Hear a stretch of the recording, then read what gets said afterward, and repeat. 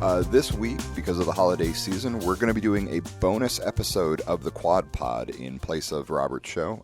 Just to introduce some of you to the show. It's me. My name's Derek Haryu. I work for the Rich Dad Company. I help produce Robert's show. And basically, the Quad Pod is my show in which I talk to guests from different parts of entrepreneurship, sales world, design, self-improvement, that kind of thing. And we just kind of like talk about our different philosophies and different strategies on, kind of taking over the world in our own different ways. So this week we're going to be talking to Gillian Squire, who helps run Phoenix Comic-Con. And that's probably out of the purview of some of our typical listeners. But Phoenix Comic-Con has nearly 100,000 people attend every single year, and it's only growing every single year. So it's actually a great model for hosting large events, monetizing a large audience, using your audience to evangelize your product, all that kind of stuff. It's a really interesting interview, and we hope you guys enjoy it. So please enjoy this bonus episode of the Quad Pod. Howdy, E's, S's, B's, and I's. Welcome to the Quad Pod, the podcast where successful personalities from the world of business, entrepreneurship, money, sales, and self-improvement are interviewed by a mid-level employee. Howdy, Quadzillas. This week, we've got Jillian Squire from Phoenix Comic-Con. She's going to talk to us about the task of managing 75,000 attendees, and that was just last year, for a show that gets bigger exponentially every single year. We're also going to talk about leveraging enthusiastic volunteers, negotiating with actors, vendors, and the city of Phoenix, the nonstop planning of an event this size, something that takes over literally all of downtown Phoenix. Setting up appearances literally years in advance. I know I'm using literally a lot, but this is a big event. Managing growth versus reducing user experience, and maintaining reliability with vendors. I hope you guys enjoy the show. This was an absolute delight for me. Lots of cool stories. There's lots of information, so sit back and enjoy. I'm just going to set levels here for a little bit. Well, I have a staff meeting tomorrow, so still 90% of our staff is volunteers. Mm-hmm. So I have a meeting with them tomorrow, which will take probably my entire day, and then I'll need a nap because it's very draining. And then Sunday, I think I'll be working on a quilt. Oh, really? Yeah. I have all these geeky T-shirts that are kind of worn out, and I'm trying to turn them into a quilt so that I don't waste them because they're hard to find, or they used to be hard to find. Okay, so you're going to cut the emblem out and then use that? Yeah. That's really cool. Yeah, and then frame it in, like, old jeans. Mm-hmm. So it's jeans and T-shirts. Yeah. Right on. Very cool. Yeah. Are you going to do, what do they call it? When you're done, is you going to do a stitch over or anything? Probably a tie. Okay. So we talked about getting some buttons or some just different decal kind of things and tying them onto it. Okay. Hold it together. So, yeah. Very cool. Cool. Well, thank you for coming out and being on the show today. I appreciate it. It's awesome. I'm excited. Cool. So howdy, Quadzillas. It's Derek. We're out of the studio today because there's some maintenance being done on our nice, fancy studio. And today we are talking with Jillian. Would you like to introduce yourself to the listeners and tell us what you do? Love to. I am Jillian Squires, and I'm the Director of Marketing for Square Egg Entertainment, which is a company that puts on Phoenix Comic-Con and Phoenix Comic-Con Fan Fest. Okay, very cool. And for those who aren't 100% familiar, because most of our audience is entrepreneurs and like salespeople, Phoenix Comic-Con is as it sounds, the Phoenix comic convention. You'll hear people say Comic-Con, and they typically think San Diego. Well, Phoenix is growing pretty not necessarily to rival San Diego yet, but like it just keeps getting bigger and bigger every year. I mean, there was a time when comic conventions were just about comics, or like there was comic conventions that were just about comics. There were Star Trek conventions that were just about Star Trek, and now comic conventions in general have become just a media, like it's a media and branding opportunity for even like not just the niche markets, but like really large companies. And that's why we wanted to have you on, partly to talk about branding and how the culture has grown, but also running an event of that size. Because last year was 75,000 in attendance? That's right. Yeah. Yeah, it takes over all of Phoenix downtown for like 3 solid days. Yeah, we have the the convention center, the North and West building, for those familiar with it. It's 4 floors in both those buildings. And then there are 3 host hotels and 7 other hotels that our attendees book into. Very cool. And you guys, like the first year it technically started was, 2002? Yes. That's going way back when it was called the Cactus Convention. Cactus Convention, and it was a 6-hour show, and there was like 200 people there. Yeah. So exponential growth since then to 75,000, to the point where like you have to involve the city of Phoenix and the transit system and police officers and that's the stuff that I wanted to talk to you about, is the ins and outs of running an event of that size, because we have people that listen to our show that like they run lecture circuits, or they run they hold seminars and stuff like that, and they might be used to going to an event that has 3,000 people. 75,000 human beings all in the same place is an insurmountable task. Like, most people can't even wrap their head around, like, even if I could get money out of that many people for ticket sales. And I know that's not the crux of like what Comic-Con is for, but there is that component to it. Can you tell us a little bit about what you do for Phoenix Comic-Con and how that ties into the size of the convention that it is now? So I'm responsible for a lot of those partnerships that we do with other organizations. So a really good example is I'm talking to Uber right now about setting up discounts for our attendees. We're negotiating a place for them to have drop off and pick up. And so I do a lot of those kind of high level discussions, as well as the simple things like social media. I have a team of about 300 people that are all volunteers. Thank goodness for volunteers. Yeah. And we do social media. We have a street team. We have a staff of 40 photographers just to catch the event, right? Just catch pictures. We have an entire art team, which is very important. That's probably one of the biggest things that caused our rise, is that we do our own art. Okay. So I'm in charge of all the art that's done, and then, negotiating some of those promotions with the actors and the vendors, and how do they want to be seen on our website and on our social media. So it's a lot of conversations is what I spend most of my time doing. Okay. And so we've already established that the show keeps growing every year. When does planning for like it's 2015 now, 2015 convention happened a few 4 months ago? End of May. Yeah. When does planning for 2016 begin? It already started. Okay. At the convention center, we have contracts out to 2020. I mean, that kind of space planning has already happened and will continue. We renegotiate the contract every year just to make sure we have the space we need for the next year. When we talk to a guest, we say, okay, can you come to 15? No. Okay, can you come to 16? No. Can you come to 17? So we never really stop planning for any of it. It's just this continuous process of, okay, we can't do this year. Can we do it this year? And it's a year-round job at this point. It just never stops, because you're saying you're planning out 5 years in advance. Yep. Just because it's going to require that. That was one of the questions I wanted to get into. You guys hit 75,000 attendees this year. Are you getting to where the same question that comes up with San Diego Comic-Con, is the venue going to be able to accommodate the size that you guys are getting to? Because people have asked that about San Diego for a long time, which is San Diego is a big place.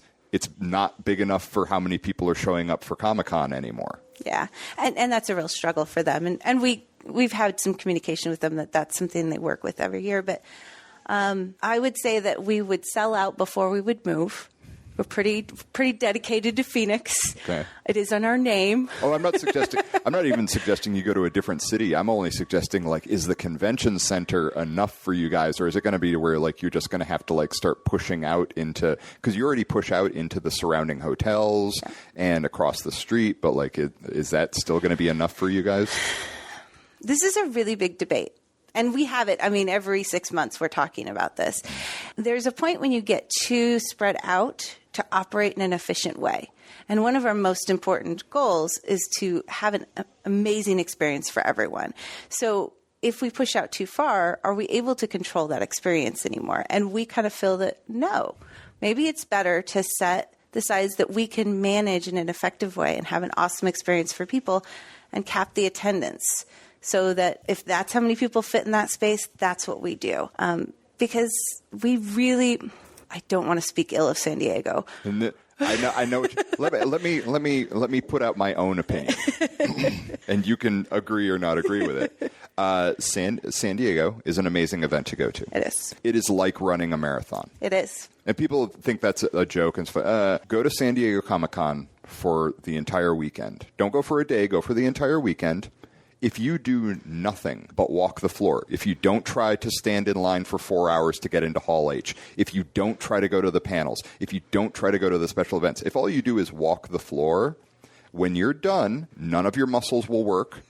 You'll probably get the flu, and you'll call in sick for the next 3 days of work because you went to a comic convention and it beat you to death. Pretty much. Because it's so spread out.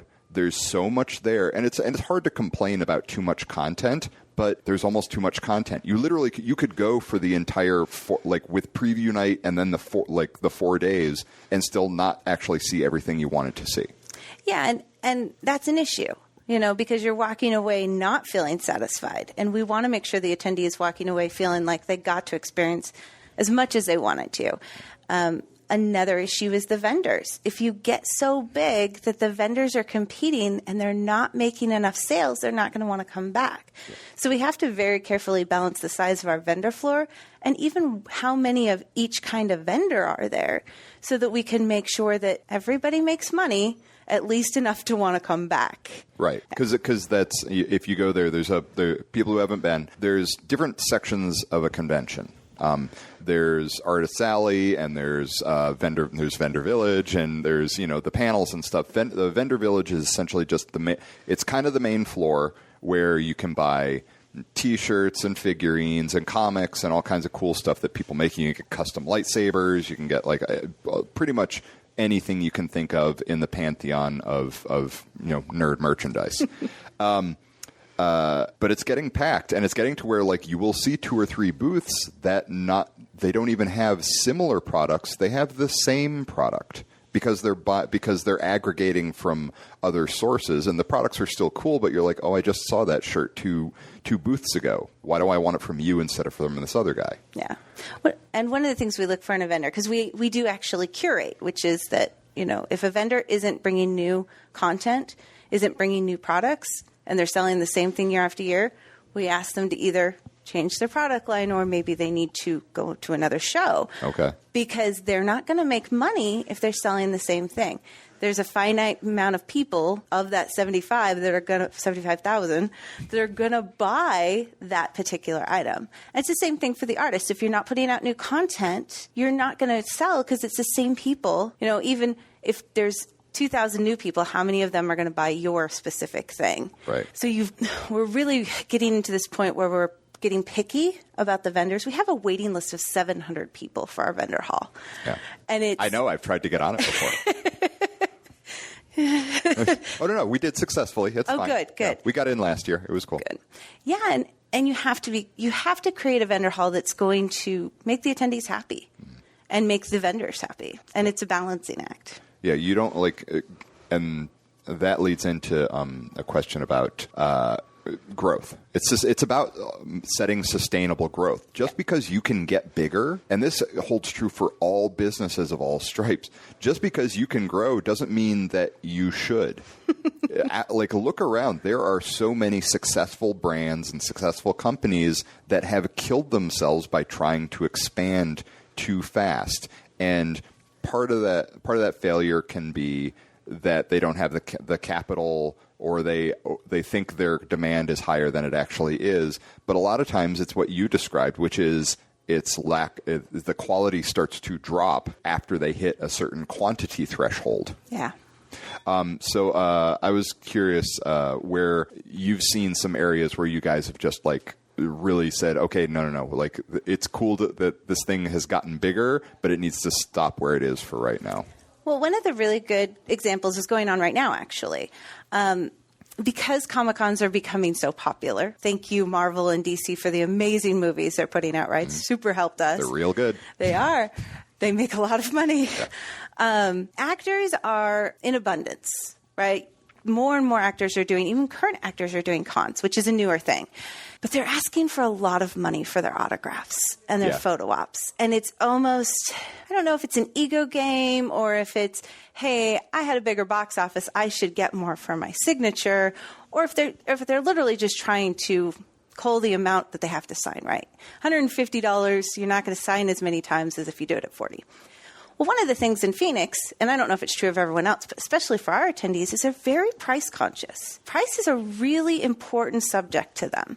So somebody will buy a $40 photo op, but they won't buy a $50 photo op. Yeah. That $10 difference, there's that mark right there. So we're actually turning away really big names. They're just charging too much because they'll never make their money, and then we have to pay the difference.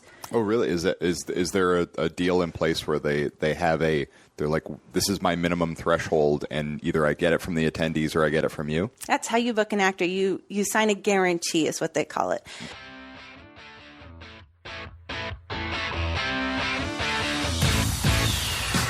Are you looking for a roadmap to get out of the rat race? Well, we have a solution for you, along with an offer that you can't pass up. Go to www.richdadfree.com to get a free strategy session with Rich Dad Coaching. There are limited slots available, so don't wait.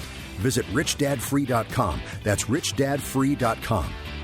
Howdy, Quadzillas. Do you want to improve your place in the cash flow quadrant? Head over to store.richdad.com and you can pick up books, games. We've got all of Robert Kiyosaki's books, all of the advisors' books, and we've got the brand new updated cash flow game. Yes, we've updated the cash flow game, and it's more fun to play than ever. Head over to store.richdad.com. Okay. So let's say a guarantee is $3,000. Really reasonable for a Comic-Con. Sure. They should make $3,000 just doing their autographs, not a problem. But say they just weren't really friendly and the attendees got really mad at them and just walked off, and they didn't. They only made $2,000. We make up the difference of that $1,000.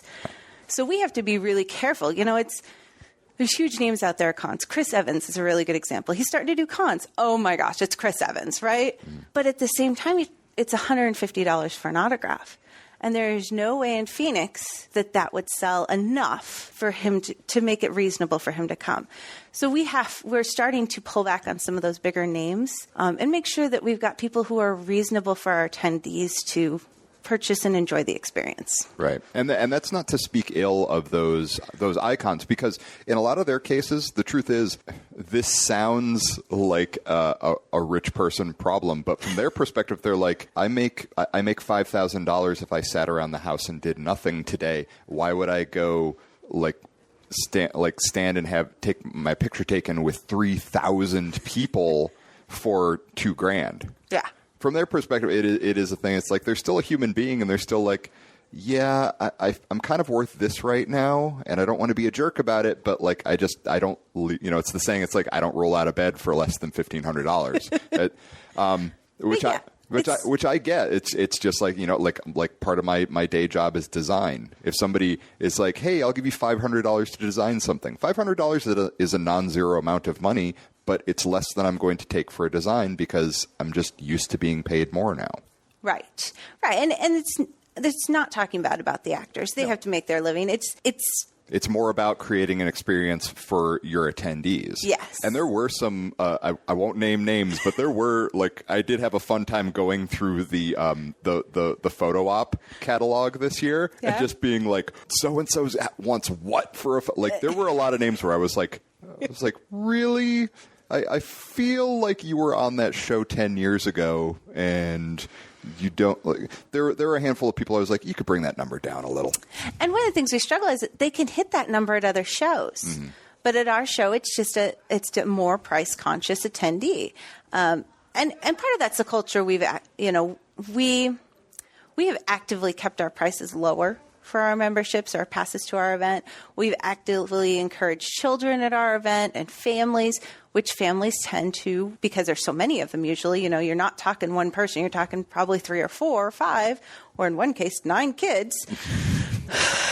And they don't have that kind of money to spend. You know, not every kid's going to get their personalized autograph because that's a lot of money. And so I think that our dynamic of our show is so different from other shows that they can get 120 for their autograph in Salt Lake and Denver and New York, but they're not going to get it here. Right. And that's something we have to be aware of, and we have to make sure that we're bringing the right people.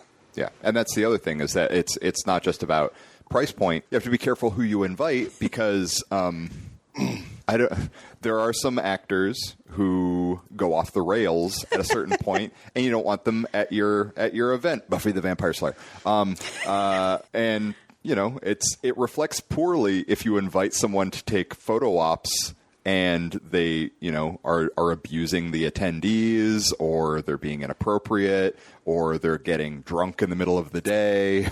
Or walking away in the middle of an autograph signing with a huge line and they just go shopping. Yeah. Is that a thing? That's a thing. That's Good. a thing. That's great.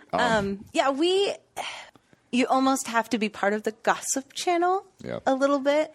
All the cons kind of talk to each other about their experiences with different actors. Yeah, because they're going to be when they're in front of a camera, they'll turn on their "it's time to smile" face. Yes. But then you hear later, you're like, oh my god, this person was they were a nightmare. They were abusive to the staff. They made all these like crazy aftermarket demands. And usually, if they're making aftermarket demands, they're inexperienced. So I'm going to use a really good example. There is this idea that Shatner is a terrible, awful guest. He's just awful to deal with. I have heard that also. Yeah. I mean, I think everyone that knows who Shatner is has probably heard some horror story. Yeah. But the truth of the matter is that Shatner is very, very upfront about what he wants. He puts it in the contract. He's very clear about it. His agent is clear. And if you follow what he gives you, he is not a problem. Right. He's very like, this is what I want. This is what you agreed to. You didn't do a thing we agreed to. So now. Now I'll throw a fit or, refuse to do my part because you didn't do yours. Yeah. And that's understandable. So one of the biggest things is watch your contracts. Make sure you know what's in them. Check the writers. Yes. And as long as you're following that and you're getting the guests that are going to, are not totally inexperienced, you'll be fine. It's the ones who are newer to the world who forget to put that stuff in the contract that are really the ones that are hard to deal with. Yeah. They just want what they want when they want it. Yeah. And they're not used to having to tell you ahead of time that you need to have 10 cases of Diet Coke or Diet Pepsi or whatever their need is ahead of time. You have to materialize it on site. So we are very careful about who we bring out. We will bring a difficult person if we know it's in that vein of they're going to tell us ahead of time what they need. Sure. We're not going to bring out someone who walks away or gets drunk or is in any way going to make our attendees' experience bad. Yeah, there's a difference between having a high-maintenance pro, because that person may be high-maintenance, but like you said, they're just asking they're like, this is what I want. You can agree to it or not agree with it, but if you agree to it, it better be there when I get there. Yeah, which is the same thing I'd want. Yeah, and that's true, and people listening, that is true for any seminar or event you're putting on. Read the contracts. If the person, if they asked for it, you better have it for them. And just because you sent a contract, don't assume the one they sent back is the exact same. Read everything every time you get it. Yeah, because they add things in there without telling you that they're adding anything. You're like, oh, you signed it. It's too late. That's right. Yeah. I get 10% of the door. Oh, goodness. Yeah. We'll get back into personnel and celebrities later because that's endlessly fascinating to me. But I was curious about more about the logistics of running a show this size, and obviously you guys have to with something of this scale, where streets have to be shut down, where like transit has to be specially like routed, like you're talking to Uber because traffic and parking for these events is a nightmare. It is.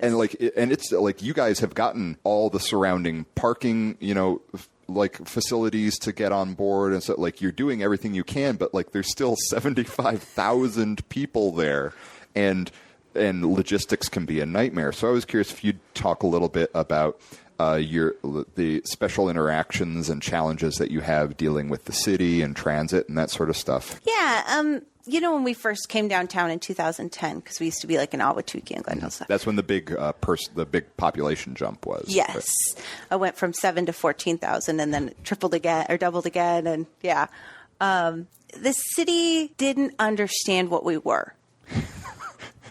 which I think is totally acceptable and understandable. Sure, at the time. At the time. Sure. Like a comic convention, that's cute. Yeah. Yeah. No, it's not cute. They gave us the South it's a Building. Monster. Yeah, we had stuff out. We had people in lines outside in May. It was awful. Like, we learned so much that year. And the city went, oh, okay, we might need to do something different. And the convention center went the same way. They really started to go, okay, now we see, and seeing is what really brought them to our side. So now... Because you can tell people how big it is. Yeah. You have to take them to, like, they don't even have to go inside. Just get them to come off the light rail at Jefferson and just look at the four corners of any given intersection. You're like, oh my God, there are so many people here. Well, I think there was a survey a little while ago that said there was like 25,000 parking spots in downtown Phoenix. It's not enough. It's not enough, right? And we fill every single one. In fact, we pre-sell parking spots in almost every garage downtown. Yes. When I attend, I am sure to get, I get to downtown at 7 a.m. and no later, because that's when parking is $5. At 10 a.m., it's suddenly $50. It is. It is. Now, I park on Wednesday and never leave. The Rich Dad coaching staff wants to make you a special offer. But first, they have a rather blunt question. What's costing you more money? Being financially uneducated or stupid? If you're uneducated about creating wealth, you can do something about it. In fact, just listening to this podcast demonstrates that being financially ignorant is not your problem. Robert has said that being stupid is expensive. He doesn't mean to imply that you are not intelligent. He means it is stupid to know that you have options to improve your financial education, but choose not to do anything about it. We encourage you to take a different path and get a free strategy session with a member of the Rich Dad coaching team. Rich Dad Coaching has guided thousands of people to financial freedom by helping them take action rather than just dream. Go to www.richdadfreesession.com right now to learn all the exciting details. There are only a few times where you're faced with a decision that will affect the entire trajectory of your life. This is one of them. Don't let it slip away. The stupid thing to do is also the most expensive, which is to ignore this offer and hope for a miracle. Instead, do what Robert would advise. Put your fears aside and go to richdadfreesession.com and claim your free strategy session while they're still available. There is simply no faster way to turn your dreams and aspirations into actual wealth and financial success. So go to richdadfreesession.com now. Howdy, E's, S's, B's, and I's. Welcome to the Quad Pod, the podcast where successful personalities from the world of business, entrepreneurship, money, sales, and self-improvement are interviewed by a mid-level employee.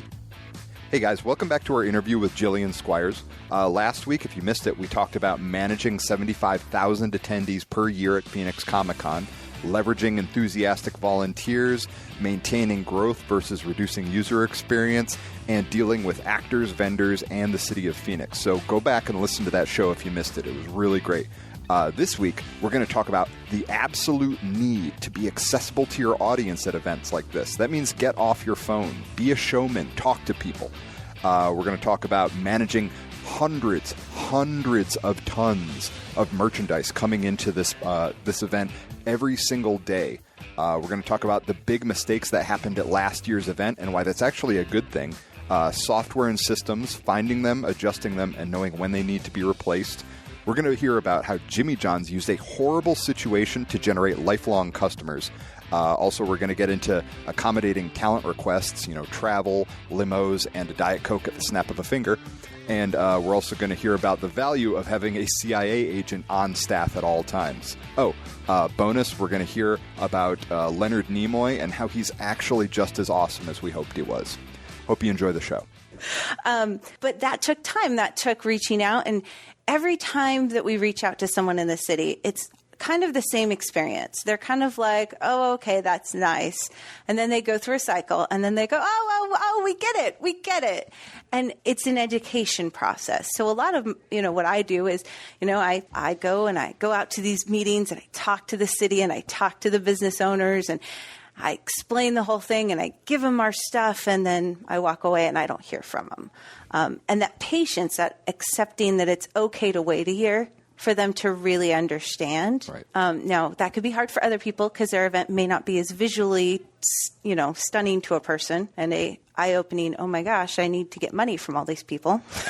And that's the big thing, is that these are not ideas based in greed, but they are ideas based in, there's money to be made here. That's not the same as greed. Looking at a population you didn't realize existed and realizing, if we just gave preferential parking to everybody with an attendees badge and gave them, $5 off parking in our spaces, we would fill every single space in our parking lot every single day for 5 solid days, which amounts to tens of thousands of dollars in just parking. That's not including revenue for local vendors, local businesses, restaurants, coffee shops, hotels, all that stuff. And when you can show people that normally would have maybe thought that an event like this is a nuisance, that there's, money to be made. Like, if you can work with them and be helpful and be patient, they come around eventually. They do. And I would say most of the downtown restaurants that are in the immediate vicinity, walking distance after a long day, are now all offering discounts to people with badges. And it's 10%. It's not a big thing, but it brings more people in their door and they're constantly packed. I have to send someone to get my food because I can't stand waiting in line at that point. I don't have time for that. So a lot of the volunteers are actually going further and further out to find somewhere that's not packed. And every year it gets further and further because more and more people offer those discounts. One of the best relationships we have is with the Phoenix PD. Yeah. The police are fantastic. They have actually assigned an officer as a liaison to Phoenix Comic-Con. Oh, that's cool. What a cool gig. And he's a geek. He goes to San Diego. He understands what our show is. We have 46 officers walking around during our event. Some of them are stationed. Most of them are just walking. Some are plainclothes. Some are uniform. They have used our event as a threat training event, like they're training for terrorist attacks and things that they have to do, because it's one of the only events where there's enough people that they can do that kind of training with their officers. Right. It's about as big a crowd of mostly well-behaved people that you could get in one place. Yes. Like 75,000 people who typically are not prone to getting super drunk or getting rowdy, or like the worst that happens is very vehement arguments about the last couple of seasons of X-Files. Right. Yeah. And they still both love it. They just, Well, and several years ago, we had a fire alarm go off. They had fired up a stove that hadn't been used in a while, lots of smoke, set up the sensors. It's bad timing, right? But every single person didn't question. They just filed out of the building. And the convention center and the police were like, this is the best fire alarm that we've ever seen. Because that's the kind of person that goes to that show. They obey the rules. They just do what they're told. It's not a big deal. And it's been really fun working with them because they will tailor training to our volunteers. They have, they have more than enough police that want to volunteer to do our show. It's just been a great experience. Again, it took a year for them to realize what it is, but it is just great working with them. That's awesome. I'm sure they love it because it's event assignment, which I believe they get a little bit of extra pay for anyway. And it's event assignment where they don't have to worry about getting hit in the back of the head with a Budweiser bottle or, people like everyone's pretty well behaved at Comic-Con. Yeah. Yeah. I was curious if have you had any special challenges that still haven't been resolved? Like ones that you guys are still working, you're like, if we could just get this piece to fall in place, it would make things like 10% easier. I would love to make a deal with the light rail.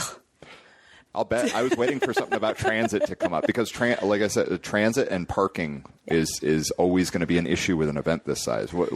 If you could get the light rail on board, what would you like in a perfect world? What would you love to see from them? Okay, so it's San Diego, right? They have a little pass that is specifically for the week of Comic-Con down there, and it's got art on it that's comic oriented, and I still have mine because it's a souvenir, and I'd love to see something like that.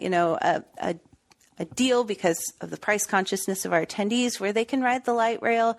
They get a special little thing because, again, our audience loves things to take home. They're very tactile. Artifacts, tchotchkes, Yes. yeah. And so just doing something simple as that, as printing a 5-day pass that we can do for a little bit less, would really solidify all of our transportation options. You know, we do everything we can with the parking to sell early. We do everything we can with Uber. We're trying to get a hold of Lyft, you know, trying to get as many options as possible, but we're still kind of missing that light rail piece. Very cool. I'd like to start moving back into everybody who runs events or seminars. They have to deal with two sides of a coin, and that is attendees and talent. Yep. I was curious if you could talk about, first of all, typically who is the bigger headache, attendees or talent? Ooh, you know. And I don't mean because they're misbehaving, but just like the sheer size or like what, like. I think it would depend on which person in my team you talk to. Okay. So we kind of split it up. And this goes back to kind of that logistical side. There's 5 people at the top with me, and one runs guest relations. So their sole duty is dealing with talent.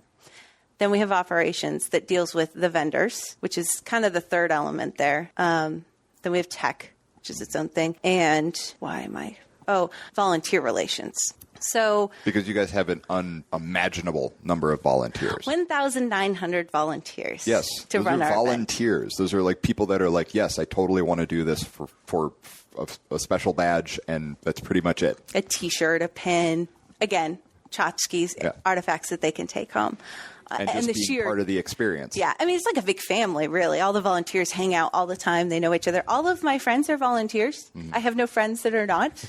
Some family that is not, but so it can depend. I would say this last year, the guests were more of a headache than the attendees, but that's only because we redid how our walking paths are throughout the entire show and moved our costume groups up to the 3rd floor, which spread us out, which spread out the attendees so they didn't feel as stuffed together.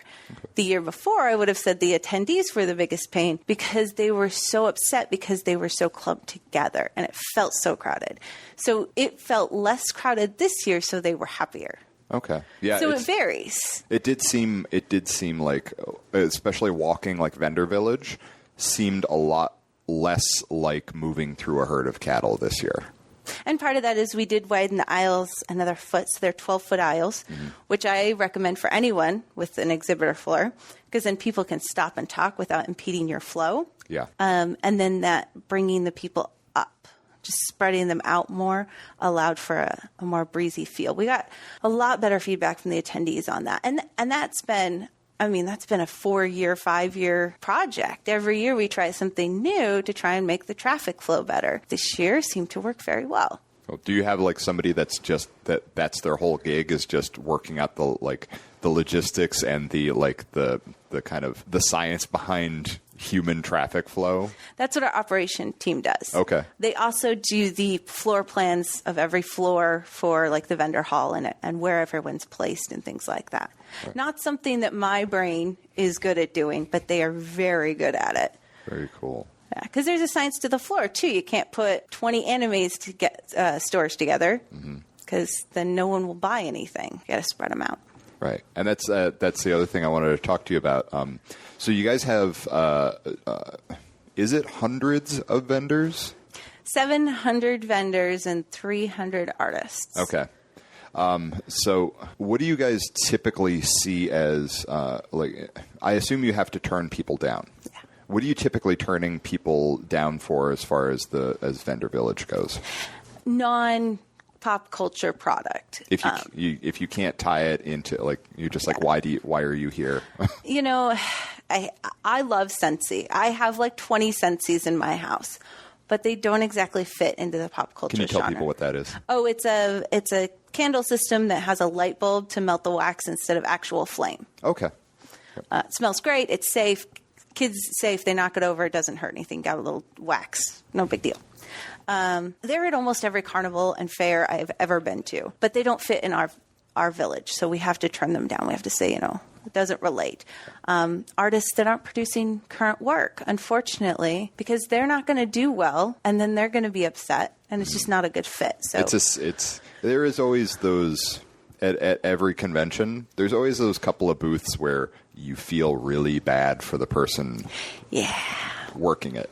A lot of times I see it a lot with, especially, I won't name names, but older wrestlers. Like if anyone's seen the movie The Wrestler, and there's the scene where like there's just a bunch of wrestlers in like a high school gym and they're signing autographs for nobody. I've seen that at more than one comic convention with people that you used to watch on TV in the 80s. And you're like, oh, that's the saddest thing I've ever seen. And the hard thing is they come out the first year of the show and they do well the first year. But then they keep coming back, and unfortunately the market's saturated for them. So no one else is buying. But they keep coming because they really want to try, and they're good people. No. They're like, it's rad. It's always a bummer to see somebody whose booth is just not doing well because they're either not engaging their audience correctly, or they're not still a presence, but they just think that this is a place where they can just sell autographs. And I really want that non-engaging thing is really a huge thing. In a vendor floor with 1,000 other people, you have to engage. You can't sit on your phone and just punch numbers. If someone is walking near you, you engage. Even our information desks engage people who are walking by. Volunteers are engaging people because it's the only way to create a good experience. Never, ever sit on your phone. In fact, our volunteers aren't supposed to have their phones out when they're working, when they're on shift, unless it's, they're the social media team, because I guess that would be okay. But if you're on your phone, you're not engaging, and the people are just going to walk away without spending, without enjoying. So you have to get out there. Yeah, and that again, true for all events and seminars. Yeah. You have to be there from the time you get there to the time you leave, you need to be there as if you're there to give yourself to everybody. Yeah. Like it's, I know that it's a grind, especially if you're at an event that lasts more than a day. God forbid 3 or 4 days. But like from the time you get there to, you got to flip that showman switch in the back of your head and you got to be smiling. You got to be, hey, you have to reach out to people and make them want to connect with you. You sitting back with your arms folded because nobody's coming to your booth, that's only going to perpetuate people not wanting to know what you're about. Yeah. And one of the biggest issues with that is there could be a blogger walking by, and that blogger could say something. And we know those bloggers are very important because they influence everybody. Now, at our show, we make sure that we give bloggers free passes, but we put a media pass on them so you can see, because that way I would hope that the visitor, the artist alley would see that and be more apt to talk to them. Yeah, give them maybe a little more access. Yeah.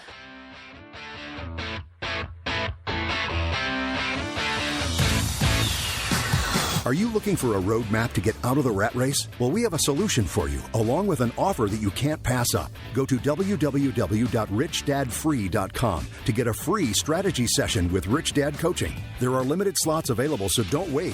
Visit richdadfree.com. That's richdadfree.com. Howdy, Quadzillas. Do you want to improve your place in the cash flow quadrant? Head over to store.richdad.com and you can pick up books, games. We've got all of Robert Kiyosaki's books, all of the advisors' books, and we've got the brand new updated cash flow game. Yes, we've updated the cash flow game, and it's more fun to play than ever. Head over to store.richdad.com. But that's not always the case. So I was, that's one of the challenges of Vendor Village. I would like to talk about the logistical challenges of Vendor Village. I've been down there on the day when you're supposed to get your business permit, and you go down to the docks. And I thought that I was going down to, they're like, oh yeah, you go down to the loading dock. And I was like, oh, okay. And I expect to go down to like you see in the back of a grocery store, and there's just like the one door that like the truck pulls up to. I go down there, and it goes so far I can't see the end of it, and it's just truck after truck backing up. It looked like something out of I swear to God, if you don't see it live, it doesn't sound real. It sounded like it looked like just something out of a movie. Like I expected zombies to start coming out from behind the cement pillars. It just went on forever, and it was truck after truck after truck just going on. And then there's a marshalling yard full of more trucks that are waiting just to come into that line. You guys are people are loading on a daily basis hundreds of tons of product into that event. Who is managing all of this? Well, his name is Lee. Okay. And he is that operation guy. That's how his brain works. We work very closely with the convention center to utilize the marshalling yard and all of their security staff. And this year we tried something that didn't work very well. We did it kind of in size order. So the biggest booths, because you can buy a 10 by 10 or 10 by 20, would start first, and they had time slots. And then everyone else kind of had time stops in alphabetical order. Well, it didn't work very well. People didn't pay attention to their time slot. People were on different schedules, maybe because they were driving from California and they didn't time it right. And so it took a lot longer this year than we'd like. So we need a new system because we're so big, and so far we haven't gotten the best efficient way to do it. But that's part of growth. Yes. It's mistakes. You're going to make mistakes. And so here's my advice on mistakes too. Own up to them. Be honest about it. You know what? Yeah, you're right. We made a mistake, but we learned something, and we think that we can do better next year.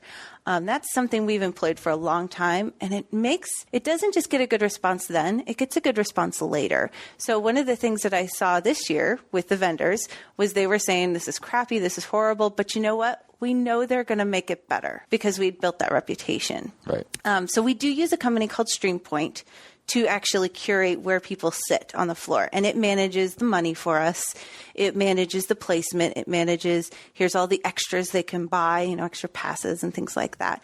That has made things a lot easier. Having that software to manage that stuff is so important.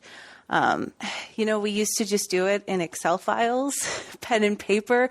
And when we were small, that's fine, right? When you've only got... get away with maybe 1,000 people doing that? Maybe.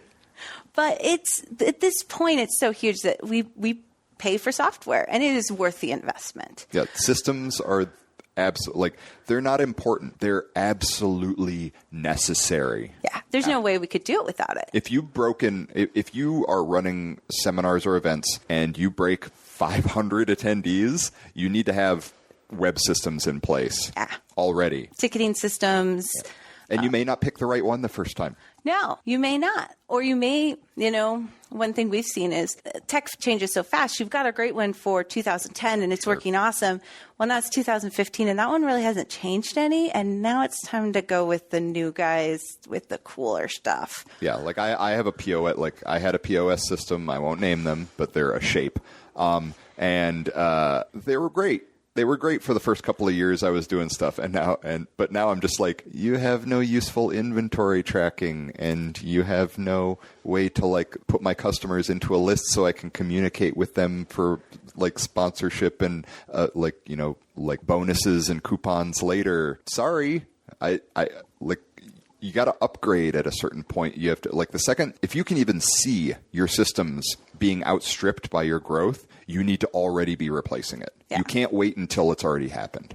And one of the things with StreamPoint and why we love it so much is that if we need something changed or we find something that isn't working for us and we reach out, they develop something new. They actually change to help adapt for us. That's awesome. And it's great for them because they're getting constant feedback of what their new products should be. Yeah. Now, this particular product is very streamlined to comic conventions, which is why we're partially using it. But it helps the other cons, the smaller cons that are out there, too, that are using it. So, yes, software, amazing. Yeah. The other thing is just to have a lot of good, reliable people who can keep a smile on their face.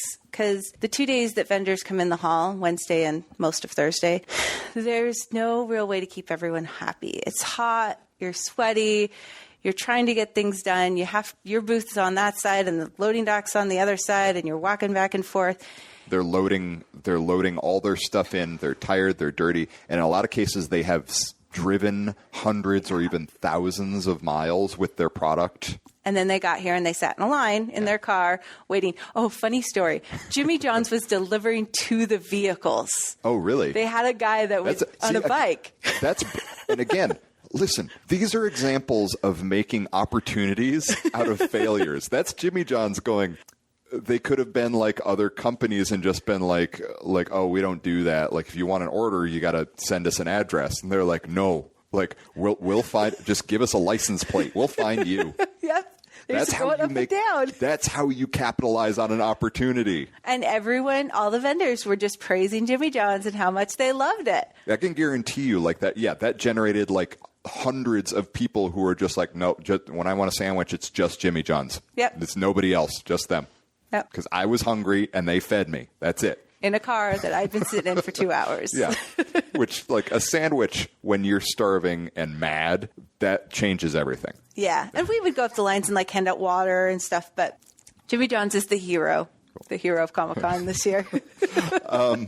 So I would love to, you don't have to name names, but I would love to hear some stories of unique talent requests. Oh, because people who run seminar, like the talking circuit and the seminar circuit, which is what a lot of our people deal with, you have big names and they have big personalities, and they can make big demands. Yeah, and I mean the ones that are most common are going to be they want a suite. Mm-hmm. You know, they want their family to come.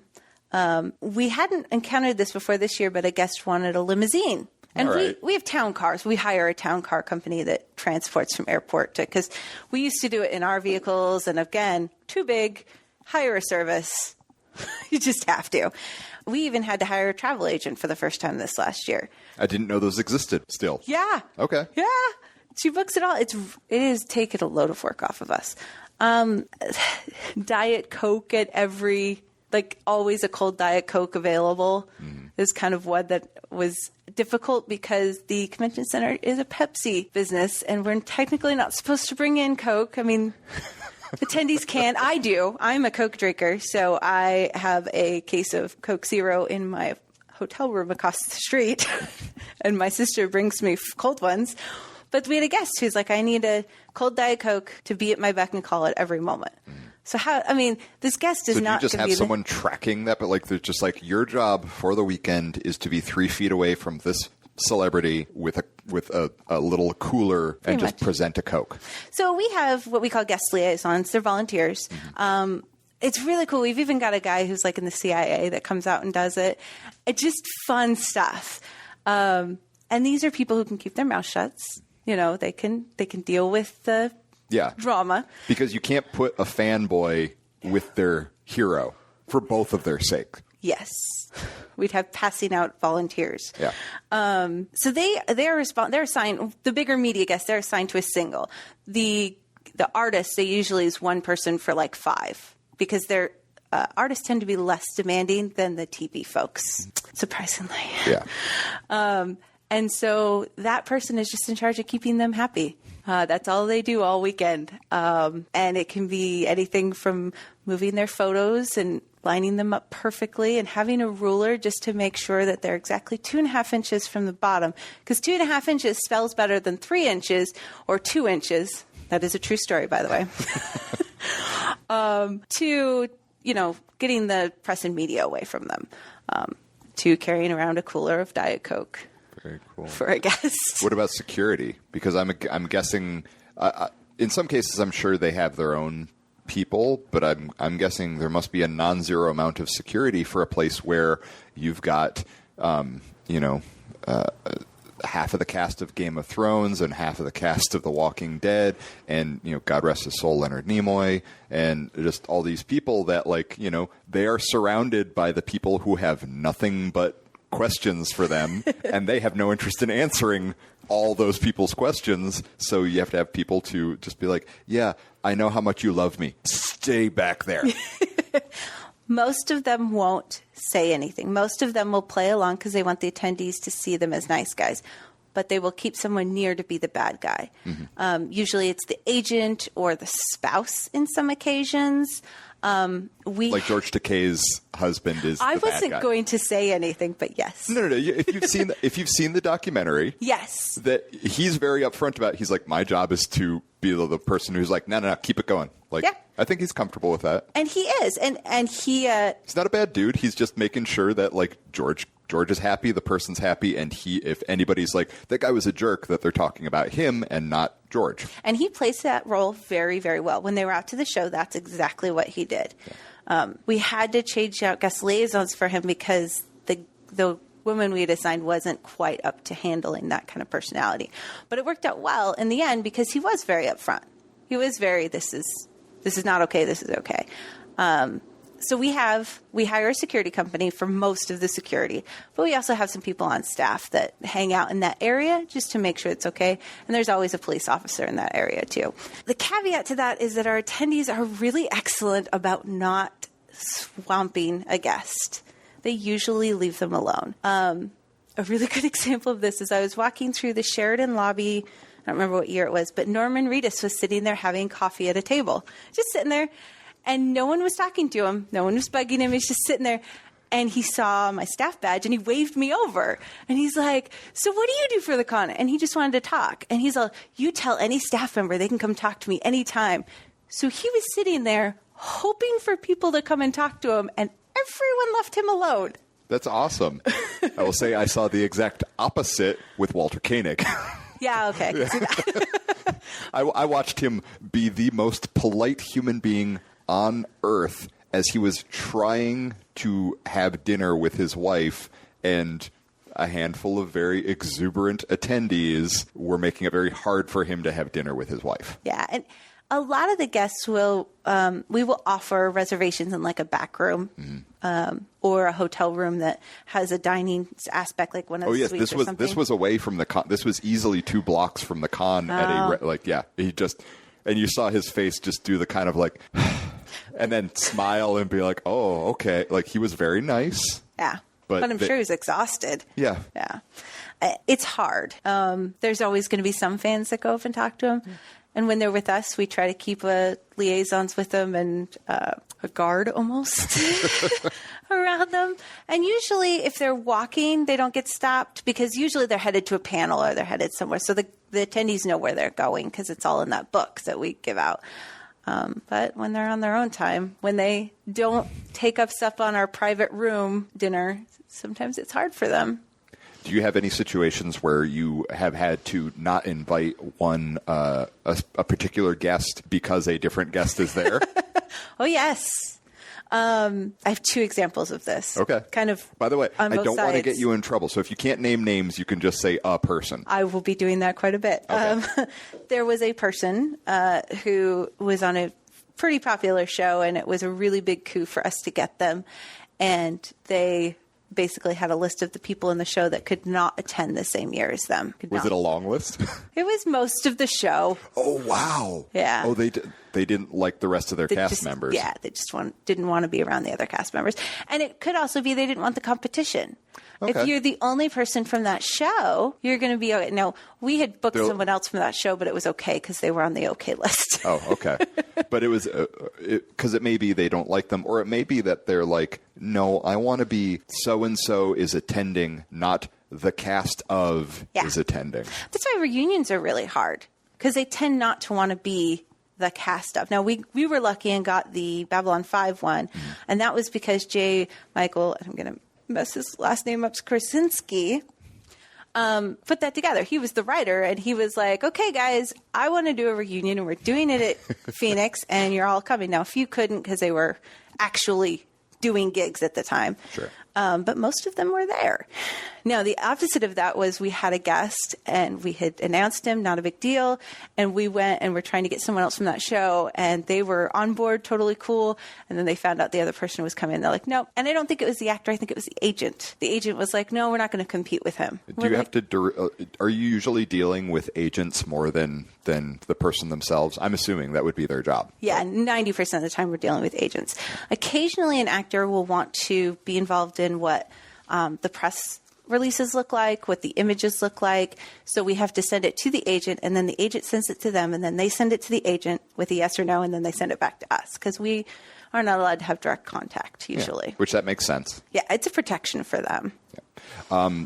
So I was curious, in the time that you've been working there, who's the absolute best guest that you've dealt with, where you were blown away by how accommodating and awesome they were? Leonard Nimoy. Leonard, really? That's so hot. I'm so glad to hear that, because here's the deal. Leonard Nimoy has always struck me as a guy he could be a jerk if he wanted to, because he's Leonard Nimoy. Yeah. He's huge. But from everything I've ever heard from everybody from George, from his cast members, with one notable exception, like from George Takei and Nichelle and all those people and the fans that interact with him, all I've ever heard is that he's an absolute delight. He's just a sweetheart. He was so kind and good, and and that's a guy who, like, if he said, I want $500 a picture, he would still have a line out the door. Yeah, and he was opening doors for the staff that were assigned to him to take care of him. It was their job to open doors, and he would open doors for them.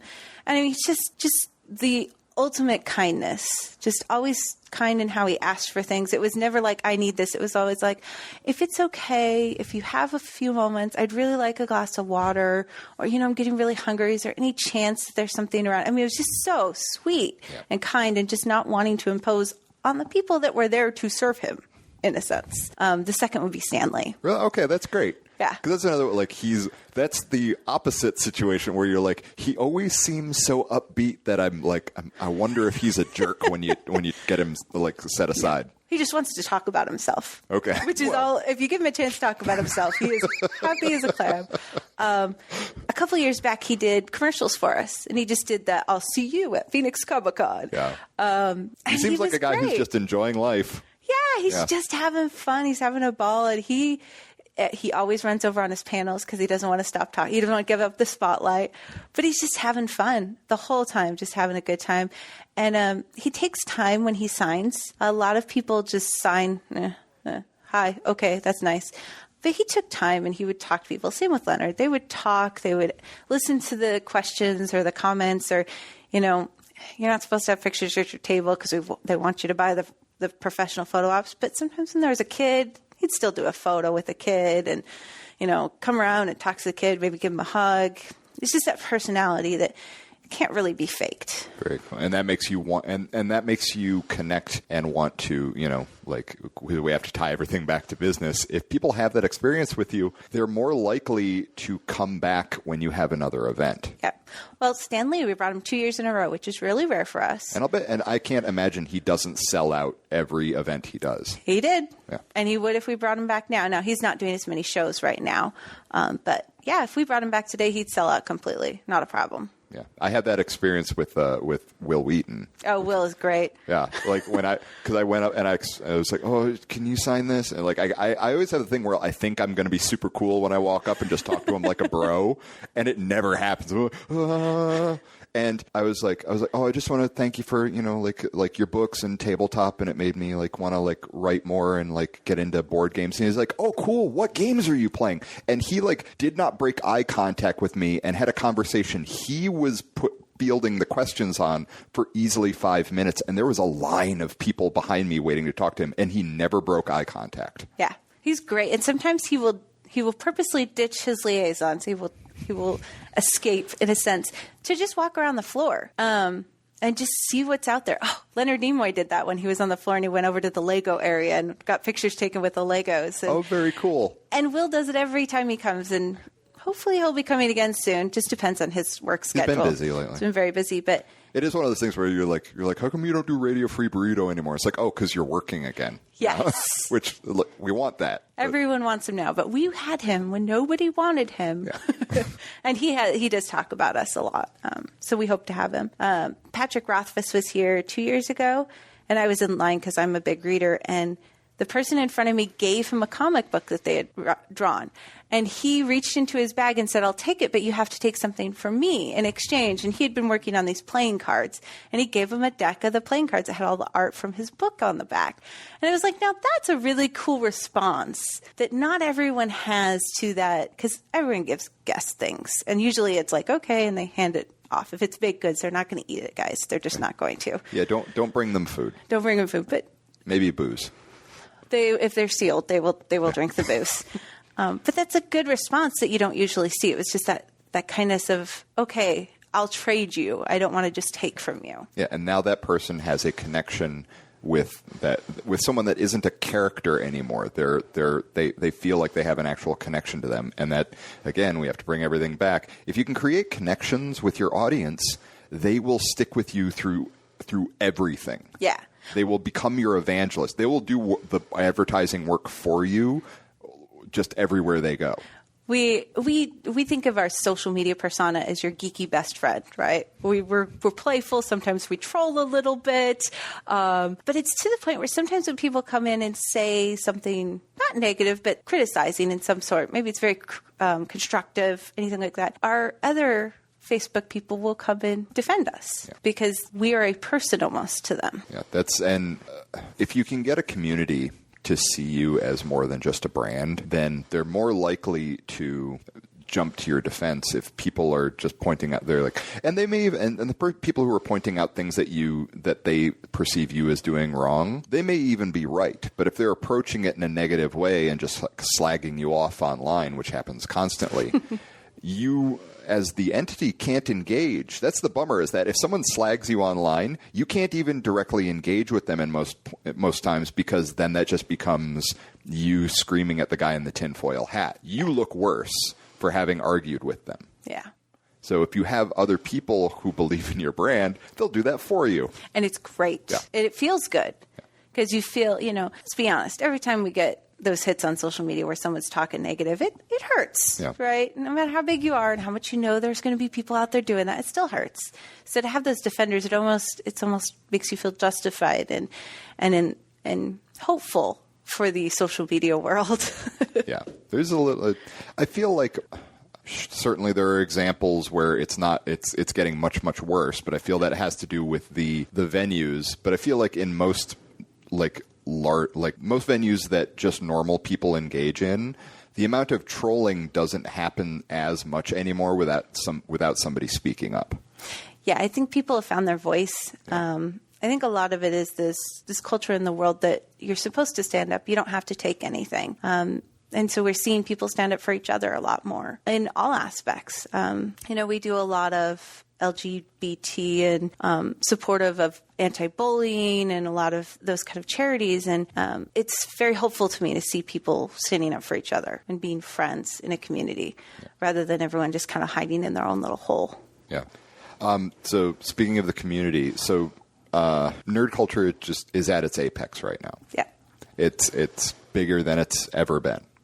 Are you being on the ground floor at the convention where it is nerd culture as a business? What are you seeing as some of the bigger growing markets for what used to be absolute just niche culture and niche items that just normal people off the street? Because now there's not everybody that attends Comic-Con is a cosplayer or even what you would consider to be a nerd. They're just people that are like, oh, I like that show. Oh, one of the people from Firefly who's not that one guy are going to be at Comic-Con. Cool, I'd love to go see that. You're getting kind of just straight suburban people showing up at Comic-Con. So I was curious where you're seeing growth in that culture. There's kind of two. So I'm seeing a lot of increase in BBC shows. Doctor Who, Orphan Black. There's just almost this, wow, there's other places that create shows than the U.S. And I really like this humor, and I see it in all the shows. And so we're seeing a lot of increase in that desire to have things from BBC shows. The other one is, of course, comics. The movies, both Marvel and the shows with DC. Batman and Superman. Always going to be huge. Yeah. But let's be honest, Deadpool sales are going to go up exponentially over the next year. They have. Because people who have no idea who Deadpool is are going to read those comics before the movie comes out so they know what they're seeing. And they already have. I mean, this last year was the first time I've ever seen a Deadpool costuming group. There was 12 of them. Did you see the conga line? Yes. Yeah.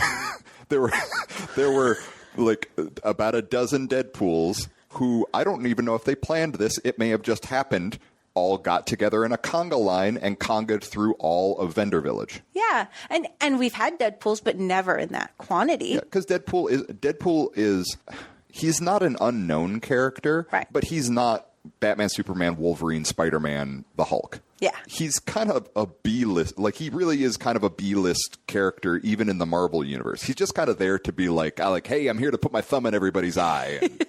And eat chimichangas. Yeah, chimichanga. Yeah. Fourth wall breaking. Boom. But when B-list character, Guardians of the Galaxy, when Guardians of the Galaxy is one of the top grossing films of 2015, things have gotten very strange. It is very interesting. Even like Ant-Man. I mean, I would never have dreamed that Ant-Man would get his own movie, right? That's not a character that anyone cares about. Yeah. And it was a great movie. I really enjoyed it. And now you're seeing people who are looking for those kind of storylines. I had someone ask me who Silver Surfer was, and I'm like, oh, thank goodness. Like, that's a great storyline. You need to read this. So it's just this increase in, it's almost like they're searching for more. Yeah. They know the stories of their main guys, but now they're looking for the comic that they really connect to, which has opened up so much. Now, they're not tending to buy single edition comic books. They're looking for the graphic novels. They're looking for the collections because they want to read. Yeah, they want to read the story in one sitting. Yeah. Which that's how I buy comics now. By the way, people out there, if you haven't been into comics before, what we're talking about is you can, instead of buying the super thin individual comics, what you can do if the Deadpool movie's coming out later this year, if you want to get into Deadpool, go on Amazon and do a search for Deadpool. They'll sell things called trade paperbacks. No, go to your local comic book store. Go to your local comic book store. They're not going. No one who listens to this podcast is going to go to a comic book store. Go to your local comic book store, and you can buy what is essentially like 16 weeks of that comic all bundled together. So that first of all, you're not buying what are collectible comics at a collectible comics price because you're not collecting them. And it's a nice, neat little package that'll give you basically like a season of a show. Yeah. It's the effect of like buying all of Firefly on DVD all at once, even though you missed it on TV. Yeah. And they're packaging more. They make more money on those anyways. It's better for them. And it's better for us as readers. Yeah. You know, I have a hard time with comic books because I get to the end and I'm like, it's just that was so fast. Yeah. So I love it. And it always ends on a cliffhanger anyway. So, yes. Yeah. So I'm a big fan of the graphic novel and sometimes they're called omnibuses. Yes. Those are the really big ones. Like you can get people who are into The Walking Dead. Yep. If you've ever wanted to see what the comic's about, you can buy these tomes. It's these volumes of The Walking Dead that are so thick you could like murder a small animal with them. Yeah. They're like the size of half of a phone book. But like if you ever wanted to see where the show came from, you can get that stuff. And that's where there's all these revenue streams for nerd culture now. Yeah. And I was curious, like at the show, like have you guys found new revenue streams since the show started? Like with like higher end badges or no, you look excited. What's up? So this last year we did merchandising for the first time, which is t-shirts, lanyards, keychains, the things, souvenirs essentially. Yeah. And this was my pet project, right? So I am researching every other convention in the world. What are they offering? What should we offer? Pricing out. So I spent a year getting this ready, and I'm sitting the first day of the show, and I'm biting my nails. I'm so scared. And it was the greatest thing because we advertised, super important, and we had things that people wanted. We had worked with licensing, so it was all legal, to do a Guardians of the Galaxy Phoenix Comic-Con shirt and a Star Wars Phoenix Comic-Con shirt. And then we did a couple just Phoenix Comic-Con sporty-looking shirts, different things like that. We had women's sizes, which is huge because no other convention had women's sizes when we did this.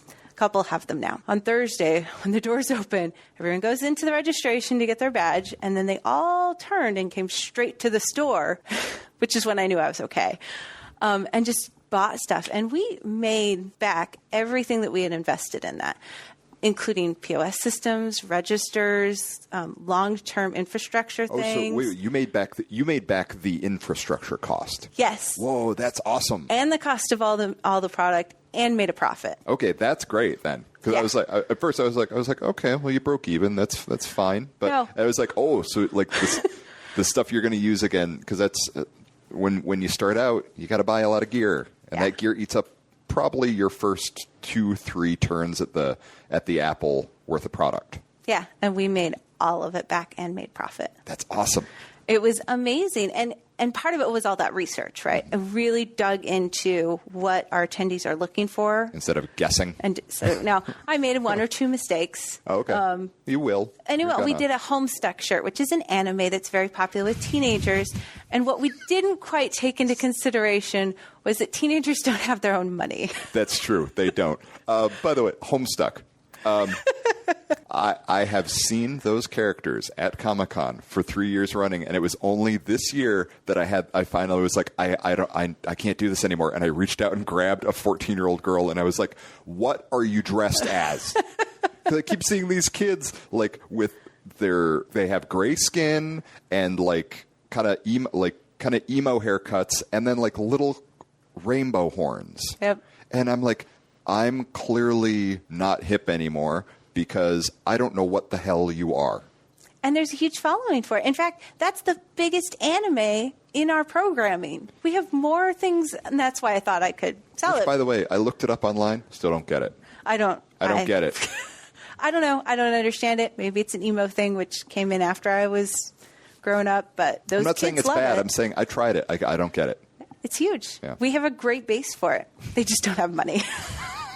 Yeah, like again, that's an example of knowing your demographic. Yeah. Because just because you have having a huge audience is amazing. If you try to sell that audience, if you go to a NASCAR event and you sell NASCAR branded Rolexes, they're not going to fly. Yeah. Like you have to know your audience. Yeah, and that was a misstep, but we still made up what it cost us to do that misstep, and now we know, and now You've got backstock you can throw. Yeah, it's fine. We'll do some fun, at our winter event, we'll probably do something like a retro Phoenix Comic-Con Christmas box or something fun like that. Cool. Just curious, before we start wrapping up, what are some of the big initiatives for this year you're excited about? We're doing a lot more with local bloggers, podcasters, things like that. We're actually going to invite them out to our new offices. We just got offices a couple months ago. Have them just come hang out with us, do some interviews, give them some food, usually makes them happy. But just a closer relationship with that community that I feel we've really been lacking.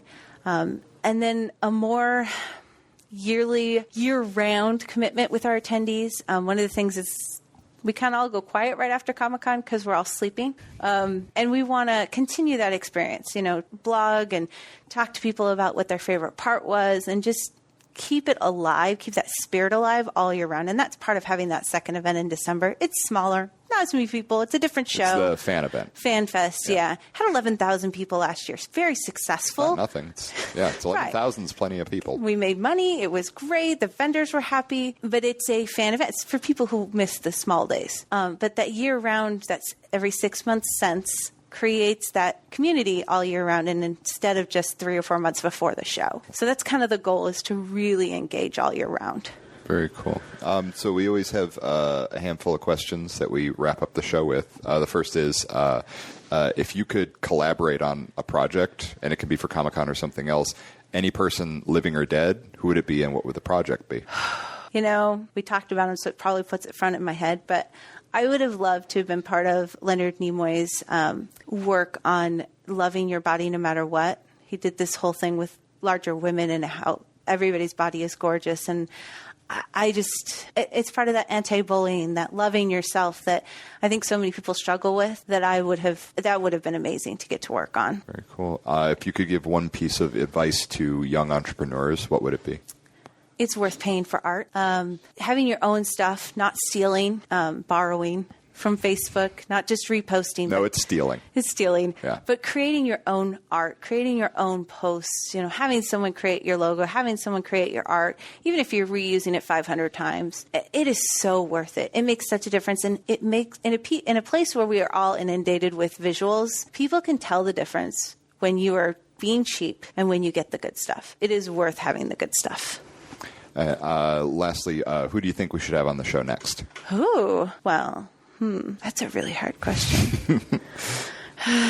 I'm really intrigued by the Tesla cars and some of the almost giving away of patents and technology that they're doing. That would be very interesting. Someone from that. I know you couldn't get Eli, but somebody who, knows about what they're doing and why they're really oriented that way. Okay, very cool. And there's one question I would like to add.